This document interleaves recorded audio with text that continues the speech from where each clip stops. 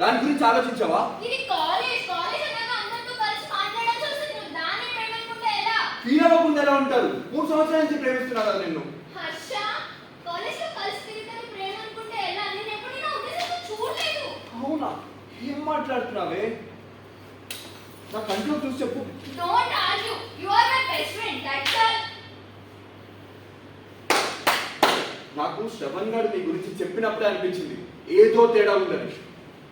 అసలే నీకు మళ్ళీ చెప్తున్నా, ప్రేమ దోమ అని నా వెంట పడి టైం వేస్ట్ చేసుకోకు. అంటే మరి ఇంతకాలం నువ్వు నాతో అనవసరంగా నోటికి వచ్చి నీ మాట్లాడదు. నా కెరీర్ నాకు చాలా ఇంపార్టెంట్. అంటే మా కెరీర్ గంగలో కలిపేయమంటావా? అయినా నేను అనుకున్నదే కదా జరిగింది. నువ్వు బీ ఇన్ యువర్ లిమిట్స్. ఈ టాపిక్ మళ్ళీ మాట్లాడు please. Good bye. Correct. Okay. నేను బ్యాలెన్స్